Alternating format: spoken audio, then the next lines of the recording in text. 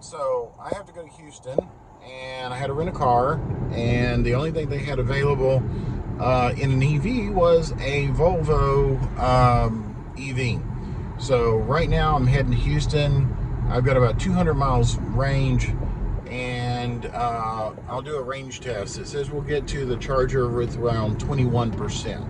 So as soon as I can, I'll give you more details.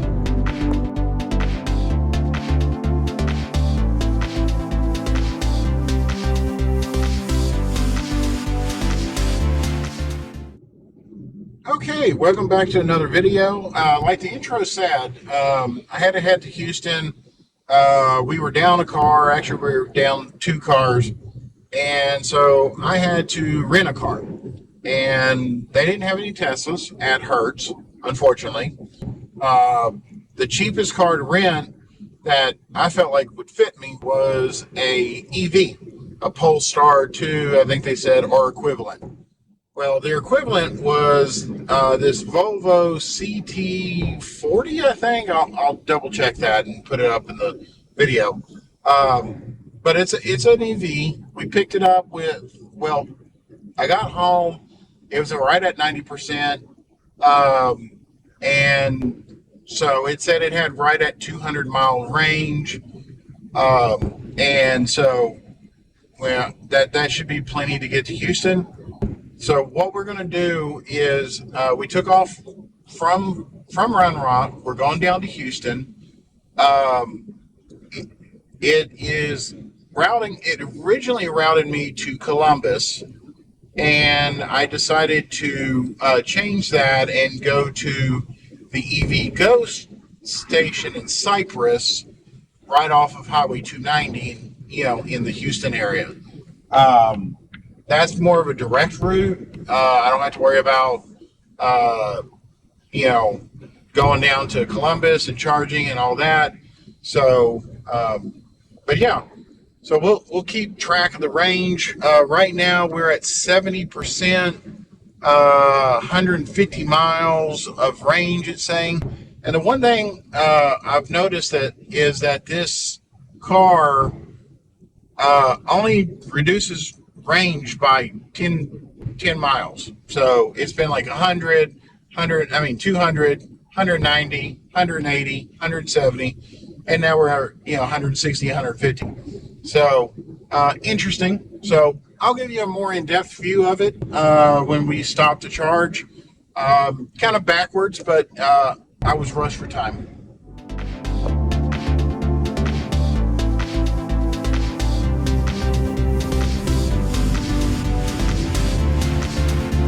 I've been in the car for about an hour.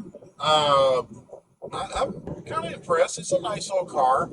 I got the Giddings with about 60%, so that means 30% per hour, which is, what my car used to get. And so I'm kind of impressed with that. I'll pull up the stats in a little bit and find out what kilowatt battery this thing has. And everything. So, but yeah, I'll give you a full tour, full specs, and see where we are. It says we've got another hour and 2 minutes. We'll get to the charger around 20%, and we'll charge there for about 15 minutes, and then get back up on the road to my destination. When we get to the charger, I'll give you a breakdown of charge speed and how long we were there and how much it's going to cost. Kind of what I did on the last one with my Tesla. But this is kind of cool. I get to do a range test. So anyway.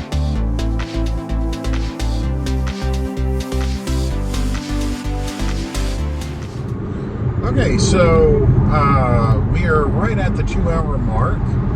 We're coming up on the Buc-ee's where I usually stop and charge, but this isn't a Tesla, so I can't charge there. And I don't have an adapter, and their ports are not open yet to other manufacturers.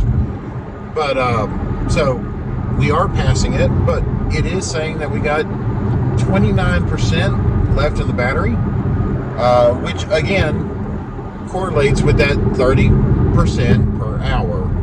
So, yep. So we'll just keep heading to the EV Go charger in Cypress.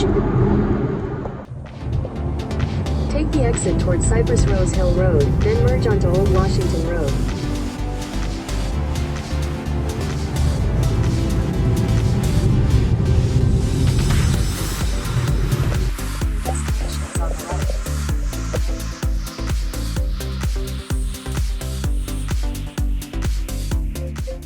Okay, so I'm here. I'm at the EV Go charging network here on Spring Cypress Road.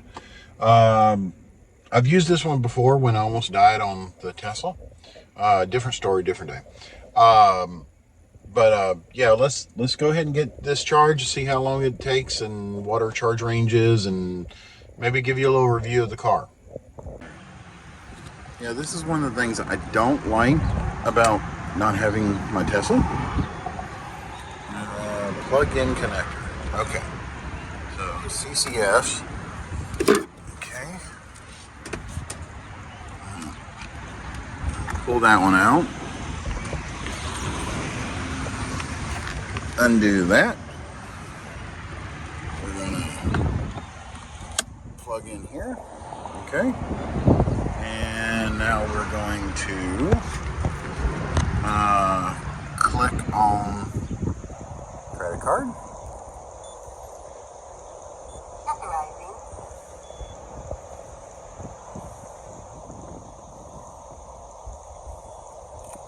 Connected to the vehicle.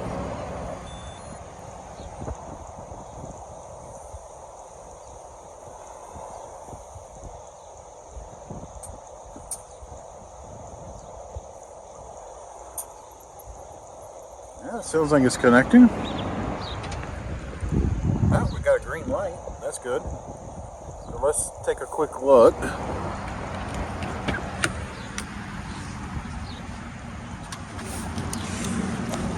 Okay, so that's kind of cool. So when it's charging, it lights up green around the dash. That's kind of cool. So we are looking at 22%. We got here with 21. We're charging at 140. Let's see what it'll get up to. I mean, that's way surpasses my car. Max my car goes is about 150. Again, I don't know if I chose the right charger or, the most high-speed charger, but it works. That's all I care about. So it looks like we're about 150 kilowatts per hour, which is pretty good. We've already got 2 more percent. Oh, 152. So it's still going up. Again, I don't know if it ever preconditioned or what, but 152 kilowatts. It says that we'll probably be here for about 15 minutes, which is good, and then get to my destination with about 20, or about almost 45% or so. So, yeah, we're going to go ahead and let that charge.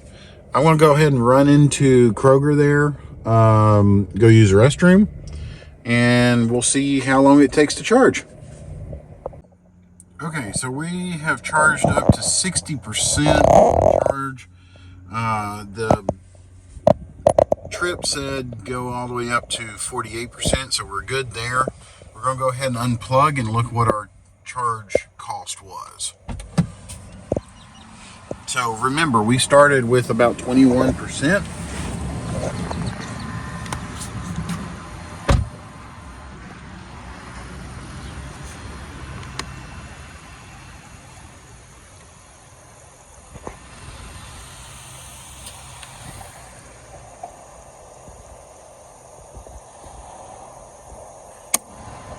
There we go. And our total cost to charge was $21. Wow. I missed the Tesla. So a duration of 17 minutes, 35 kilowatts added, total cost of $21.99. Woo. EV Go's way more expensive than the Teslas are.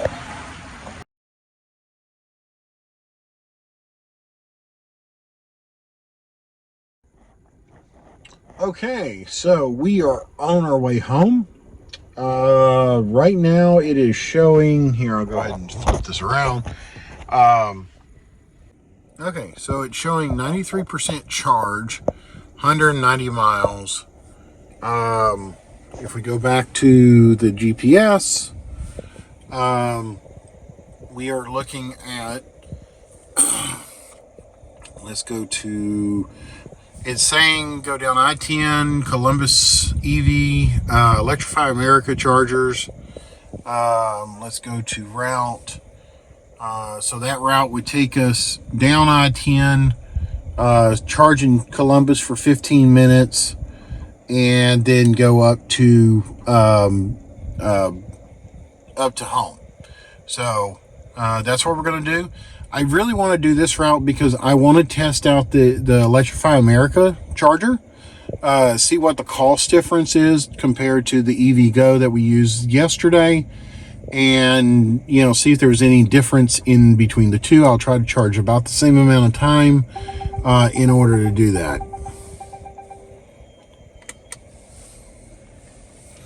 Got a warning to the car. Now this is a pretty nice little car. Let's watch this real quick. We got a car that's pulling in right next to us, and it's got the 360 camera, which is like really cool. And so if we turn on that camera, we can see that guy there, so and go back to the 360 view. So there's, so anyway, GPS is saying about 3 hours total to get home. And so, I mean, that's, let's see, more fuel, more efficient. Let's see here. Nope, I don't want more efficient. Go back. Head southwest toward Berrien-Knoll Lane. Similar ETA. So yeah, that's where we're going. Okay, so we are at the Electrify America charger here in Columbus. It did try to reroute me to Austin. It said I could get all the way to Austin, just not to home. Actually, it did say go home, but it was going to get me there with like 5%. So I didn't want to go to the airport because that's where it wanted me to go. So we are going to charge up here. I'm at the 350. I don't know if this little thing can take the 350. We're only at 66%, so we only kind of need to, charge enough to get, home. So yeah, let's go ahead and get this thing started.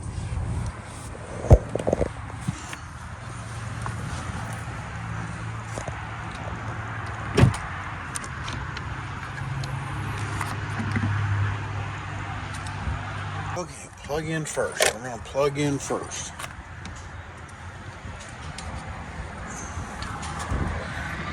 Okay. This is really hard to do with one hand. This is really hard to do with one hand when you're the big old plug, when I'm used to a Tesla plug.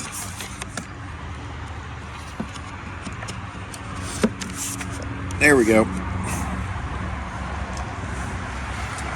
Okay, we're connecting to vehicle.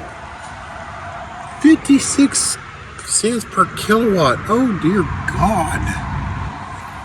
Oh well. Let's try this.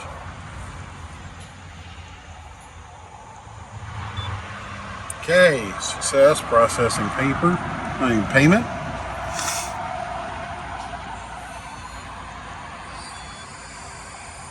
Please remove card. Initiating charging.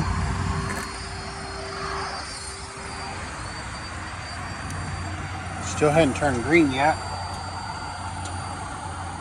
Still thinking about it. Oh, we got green. Okay, so we started the charge. I think we got up to 70 kilowatts per hour.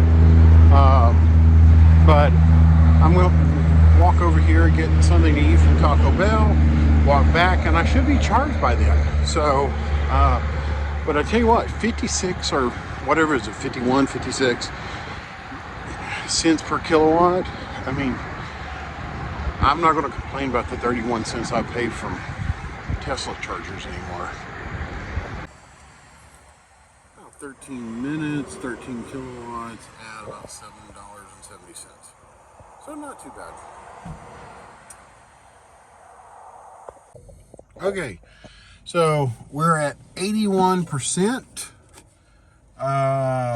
It costs us about $7.77 to charge. It says that we will get back to the house at about 20%. So that's really good.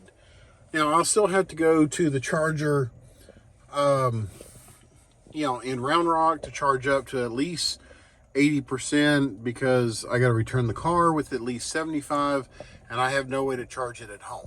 So, yeah. So I'm very impressed with this little car. Okay, so we got home last night. I was tired, and so I didn't finish the video. So we got home with about 27%, which was really good with what we charged up in Columbus and all the way home. I don't think we really needed a charge. We could have got home with probably around 10% or so. But yeah, great little car. I would definitely, rent it again. But let me show you around because I just want to show you some of the things about it and the quirks and, some of the cool features and everything. So here it is. It's a CT40. Yeah, I think it's got about 64 or so kilowatts on the battery. It's a little 4-door and great little SUV. So come in here, very nice interior. It's got like a suede Alcantara with a leatherette on the bolsters. Very comfortable seats. The back seat's pretty nice in here. We're going to test that out in a second.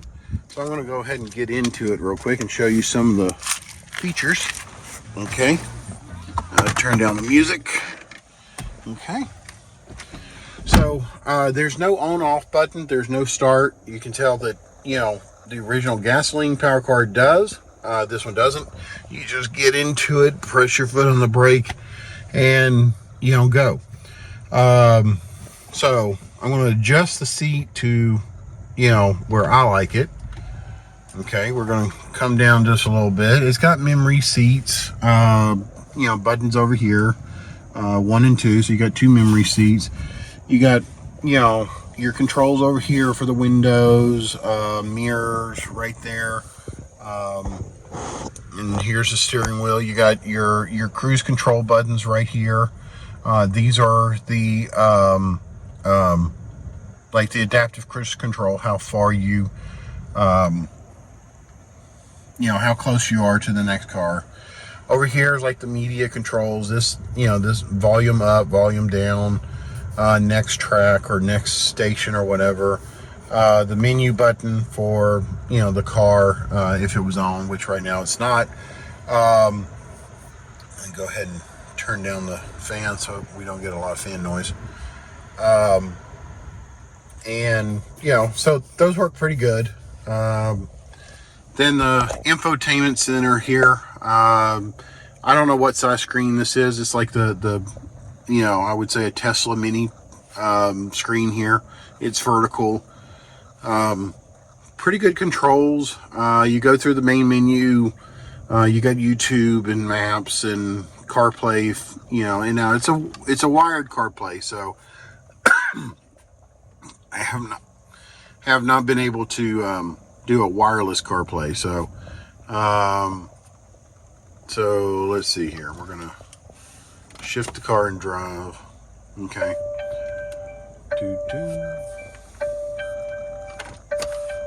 It's warning me that I've got no seatbelt on. But yeah, so it's got that. Camera, you know, you can click on the 360 and you got the 360 camera, which is kind of nice. And you see how close we are to the curb. You know, or you can just choose one angle. You know, there's the back. So there's that. Climate control. Again, this is a big complaint I have with a lot of cars, not just this one. I wish it had, you know, like physical buttons that you could turn up and down the temperature, the blower motor or whatever. But it's not bad. I mean, you can change the temperature. You can turn on your heated seats, you know, directly from the main screen.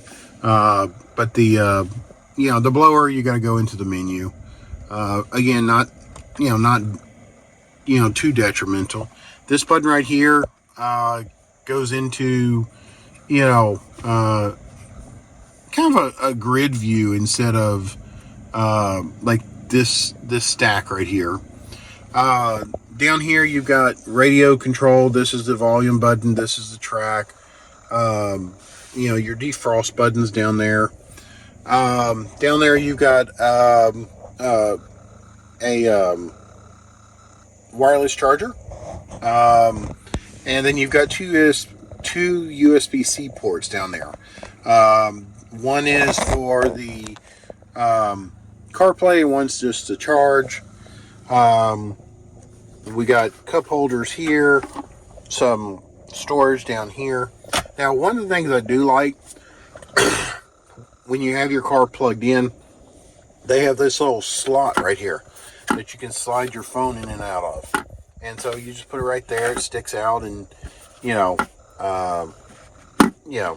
now you can't see it when you get a notifications or anything, but you're driving, so you shouldn't be doing that.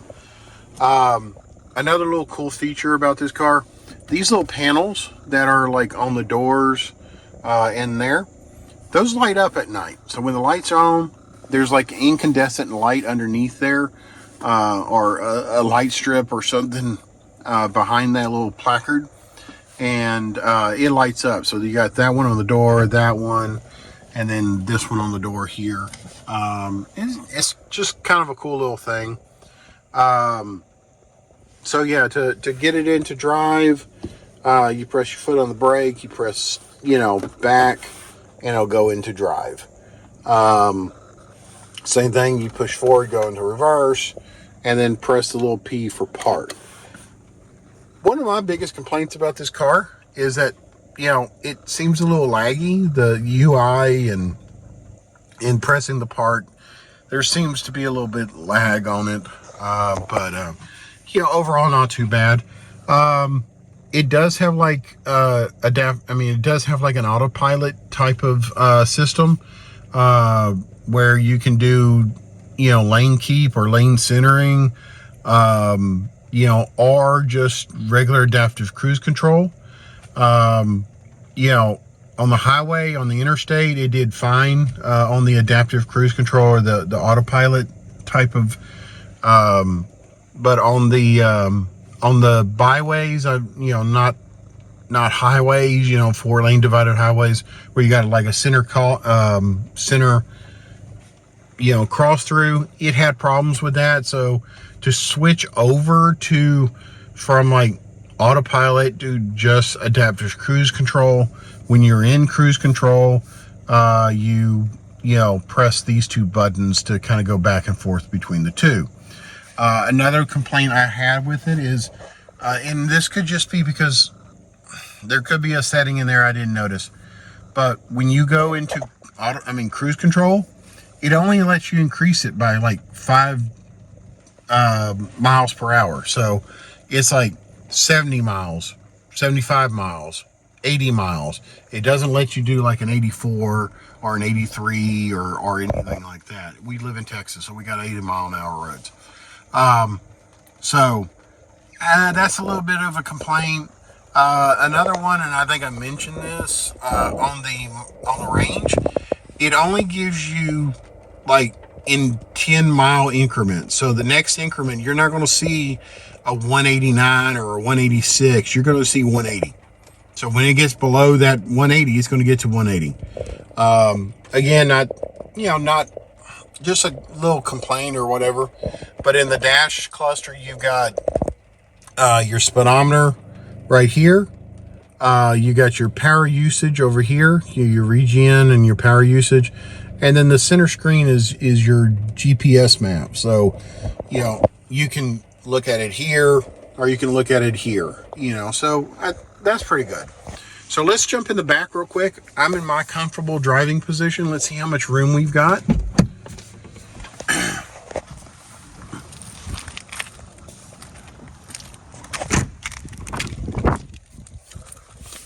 So we're going to get in here. Okay, we're going to shut the door. Okay, not too bad. Not,